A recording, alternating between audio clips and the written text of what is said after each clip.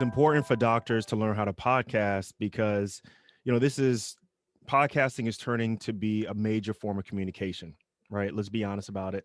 And doctors for a long time have not been able to tell their own stories, whether we've just been so focused on taking care of patients, being in a hospital and clinics, and feeling like we're above the fray. We're kind of above talking to people at a certain level. And as a result, we've kind of abdicated the ability to tell our own stories, our way, how we take care of patients, the training that goes along with it.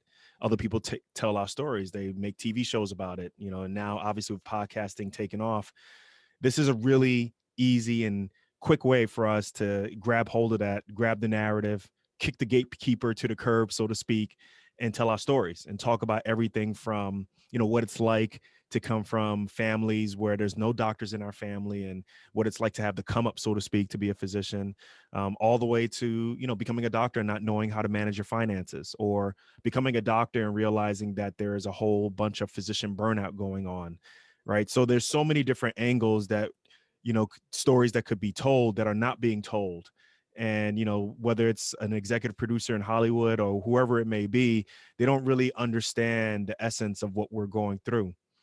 And I think, to assume that, we're boring, or to assume that we don't know how to tell a story, I think is incorrect, right? Like, you have people, whether it's on podcasting or YouTubing or blogging, who know how to tell compelling stories. It just so happens they're doctors also. So for me, podcasting is an easy way to tell my story. I don't like typing. I don't like writing. It just takes me a long time. And YouTube for me was just too much of a learning curve to understand.